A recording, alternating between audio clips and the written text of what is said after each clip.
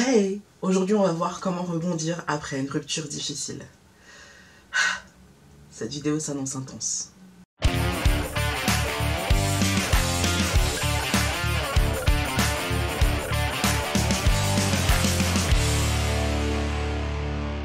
Coucou mes licornes, je suis ravie de vous retrouver pour cette nouvelle vidéo. Je suis ravie de pouvoir faire enfin cette vidéo parce que je crois que je suis enfin en mesure de la faire, parce que j'avoue que ça faisait un moment que je voulais la faire, mais je me sentais pas d'attaque, tout simplement parce que j'étais pas prête dans ma vie, dans ma tête, pour repartir, rebondir après une rupture difficile, parce que ma rupture a été, mais alors, super difficile. Je m'attendais vraiment pas à ce qu'elle soit aussi difficile. Ce qui m'a donné envie de faire cette vidéo, maintenant, là, tout de suite, c'est que tout simplement, dernièrement, mon déménagement a été précipité par des événements dans ma vie personnelle qui ont été extrêmement douloureux, extrêmement difficiles à vivre. Depuis un mois, là, j'arrête pas. Déménager, réaménager, refaire l'intérieur de chez moi. Ensuite, je suis en train de passer mon permis. Donc, ce mois de mars a été vraiment, mais oufissime, au niveau des émotions, au niveau du temps, au niveau de l'énergie que j'ai dépensée. Là, j'ai vraiment puisé dans mes réserves. Du coup, maintenant que ça se calme, en fait, j'ai eu un moment je sais pas, un moment où je me sentais vraiment pas bien. C'était hier et j'avais la nausée, j'étais pas bien, quoi. J'étais pas bien dans ma tête. Donc, ça a sûrement à voir avec le syndrome prémenstruel. D'ailleurs, je pense que je vous ferai un jour une vidéo sur ça pour que vous puissiez la partager et faire comprendre à vos proches à quel point quelques jours avant les règles, c'est chaud. Il faut pas nous embêter à ce moment-là. Laissez-nous tranquilles. On a besoin de faire ce qu'on veut, qu'on nous lâche la grappe. Et aujourd'hui, ça va mieux, en fait. Et donc, en fait, j'ai réalisé que j'ai tout simplement passé un cap et que j'ai tout simplement tourné la page. Et comme je vous l'ai dit, j'ai toujours eu envie de faire cette vidéo où je vous expliquais comment rebondir après une rupture.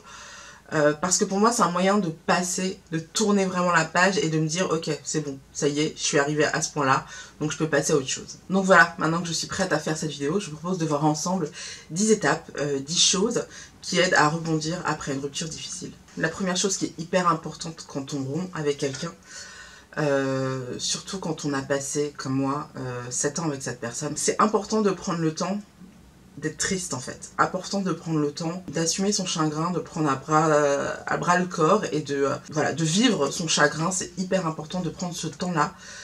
Moi, je l'ai pas fait. Tout ça m'amène à ma deuxième étape, ou la deuxième chose pour rebondir après une rupture, c'est de ne pas hésiter à analyser et comprendre de toutes les manières qui soient ce qui vous arrive, en fait. Pourquoi la rupture survient et pourquoi les choses se passent aussi mal si elles se passent mal. Donc voilà, cherchez à comprendre, cherchez à analyser, cherchez à avoir des réponses à ces questions. C'est primordial pour la reconstruction parce que ça vous permet vraiment de tourner la page, dans le sens où vous savez tout de votre relation, vous avez tout compris de votre relation et vous pouvez passer à autre chose. Vous avez compris quelles ont été vos erreurs et vous avez compris aussi, surtout, que vous en avez pas fait tant que ça. Enfin, je sais pas pour vous, hein, mais moi j'ai compris en fait que j'en avais pas fait tant que ça et que j'avais été super généreuse dans ma relation. Et donc une fois qu'on a répondu à ces questions, à toutes ces questions, une fois qu'on a bien analysé notre relation, une fois qu'on a bien compris ce qui s'est passé, on peut enfin tourner la page. Et ça c'est ma troisième étape, tourner la page. C'est-à-dire que vous êtes enfin en capacité de vous dire, ok, franchement, c'est mieux comme ça. Il était temps que cette relation se termine. Et finalement, honnêtement, mon seul regret dans ma relation, c'est d'avoir tardé avant de rompre. Parce que je me rends compte que ça faisait 3 ans que j'étais pas heureuse et que je culpabilisais par rapport à ça. Et j'aurais pas dû, parce que finalement, lui, il a aucune culpabilité, il a aucun remords. Je ne lui ai pas fait subir un dixième de ce qu'il m'a fait subir. Donc, honnêtement, voilà, c'est le seul regret que j'ai. Je pense que cette rupture est vraiment une bénédiction pour moi et c'est vraiment une opportunité que je saisis à deux mains et j'ai bien l'intention d'en faire quelque chose de positif et j'ai bien l'intention de rebondir des meilleures manières que ce soit.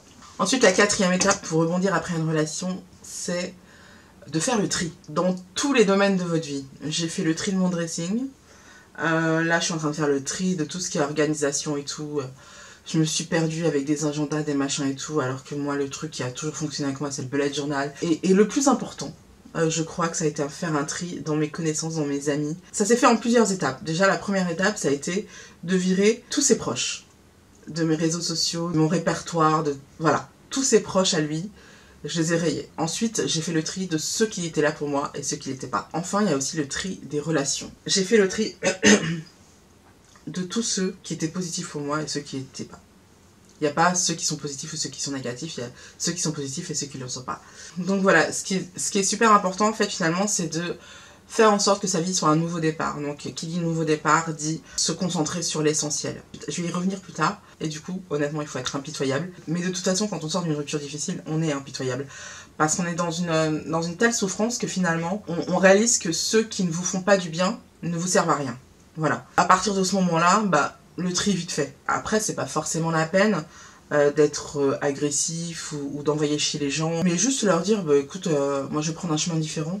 Voilà, merci, au revoir. Une fois qu'on a fait le tri et qu'on s'est concentré sur ce qui est essentiel, là, le plus important, c'est de se reposer sur ses proches. Là, je dois dire que depuis 3 mois, là, 3 mois de morflage, mes proches se sont révélés exceptionnels. Que ce soit ma famille, que ce soit mes amis, voilà, ils ont été à l'écoute totale et ils ont été d'une compassion et d'une bienveillance, mais vraiment indéfectible. Je peux pas dire autre chose que merci parce que vraiment, oh là là, ils m'ont apporté tellement ces derniers temps. Ensuite, ça doit être le 6e point. Il ne faut pas hésiter à faire des choses qu'on aime. C'est bête, hein, c'est bête à dire, mais on oublie souvent de faire des choses qu'on kiffe, juste faire.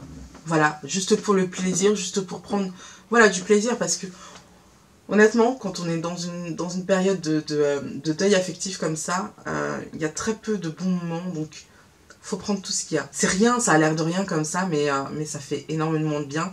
Et c'est les petites choses comme ça qui sont mises bout à bout qui font que en fait on va finir par tenir, on va finir par avoir la joie de vivre en fait. D'ailleurs, mon 7e point, c'est en prolongement de celui-ci, c'est bien profiter des jolis moments, que ce soit en famille, que ce soit avec les amis, et surtout de fuir les gens avec qui il n'y a pas de jolis moments. Je sais qu'il y a des personnes qui ont été choquées de mon attitude, donc j'ai carrément décidé de les blacklister sans autre procès, et qui n'ont pas compris ma réaction. En fait, je suis dans une période tellement sombre de ma vie que, en fait, tous ceux qui vont m'apporter des choses négatives, je vais les fuir comme la peste, tout simplement. Je vais essayer de me concentrer sur les choses positives, sur ceux qui m'apportent du plaisir, du bonheur. Même si c'est des petits moments, des courts moments, c'est toujours ça à prendre. N'hésitez pas vraiment à profiter vraiment pleinement. Profitez vraiment du moment présent, prenez-le à bras-le-corps. Faites corps avec eux, franchement, c'est hyper important.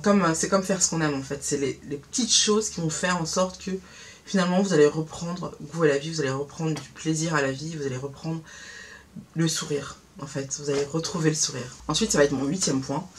C'est hyper important de reprendre confiance en soi, de s'imposer des petits objectifs et de les atteindre, en fait, de tout donner pour les atteindre et de se reconstruire petit à petit grâce à ces petits objectifs, grâce à ces petites choses qu'on a réussi à accomplir et qui font qu'on se dit, en fait, je suis pas nulle, je suis bien, je suis une bonne personne. Parce que finalement, quand on sort d'une relation, il y a quand même un sentiment de rejet. Il y a quand même un sentiment de t'es pas assez bien pour moi. Et réussir à réaliser des choses par soi-même, ça fait qu'on reconstruit sa confiance en soi. Et donc la 9e étape, c'est de commencer à essayer de réaliser des rêves. Moi j'ai 3 rêves en particulier que j'ai distingués et que je veux réaliser cette année. Enfin c'est des rêves, c'est des gros objectifs on va dire. Donc il y a passer mon permis, j'aimerais aussi plus voyager. Et il y a un autre objectif dont je ne peux pas vous parler parce que c'est personnel, voilà. Mais j'ai un 3e objectif qui est hyper important pour moi. Et donc voilà, il y a ces 3 rêves que j'ai envie de réaliser. Et quand je dis voyager plus, en fait, le voyage que j'aimerais le plus faire, c'est un voyage aux États-Unis. Donc je pense que je vais me le faire dans pas longtemps. Mais voilà, c'est super important de se fixer un cap en fait et de se donner des gros objectifs, des rêves qu'on a envie de réaliser quoi. Et enfin la 10e étape à atteindre, sur laquelle je suis en train de travailler et que je pense que j'atteins de plus en plus, c'est de reprendre confiance en la vie. Tout à l'heure je vous parlais de reprendre confiance en soi, mais c'est aussi important de reprendre confiance en la vie. Je sais pas si vous vous souvenez, mais je vous mets le lien au-dessus de ma tête, mais j'avais fait une vidéo sur les relations amoureuses et sur ce que j'avais compris depuis ma rupture, où j'étais assez amère finalement avec les relations amoureuses et avec les hommes. Mais en fait, justement, le fait d'analyser ma relation et le fait de comprendre finalement ce qui se passait derrière mon dos a fait que je me suis rendu compte que le problème, c'était pas que c'était un homme, c'était que c'était cet homme-là. C'est quelqu'un qui n'est pas forcément courageux, c'est quelqu'un d'assez lâche finalement, et que c'est lui et que c'est pas les autres. C'est pas parce que lui m'a lâché à un moment où j'avais besoin de lui, et que c'est pas parce que lui s'est comporté comme une sombre merde du jour au lendemain alors que je le méritais pas, que les autres hommes fonctionneraient de la même manière. J'aimerais qu'on arrête cette excuse de ouais mais les mecs tu sais ils sont comme ça. Non, les mecs sont comme ça quand on leur autorise d'être comme ça, et je pense que y a des mecs super bien dehors qui sont cool, qui sont géniaux et qui méritent en fait qu'on s'intéresse à eux parce qu'ils ont plus de courage finalement pour construire une relation. Et du coup je recommence à prendre confiance en la vie, en moi, en l'amour, envers la jante masculine, et je trouve ça assez cool. Nous les filles on donne beaucoup dans nos relations, moi j'attends qu'un mec donne autant dans une relation. Et j'ai peut-être tort ou pas, en tout cas c'est ce que j'attends d'une relation, et j'attends que ce soit un réel échange et pas que je sois toujours en train de fournir des forces dans ma relation. Et donc, voilà, je sais que cette personne existe, je sais qu'il existe sur cette planète une personne qui saura m'apporter ça.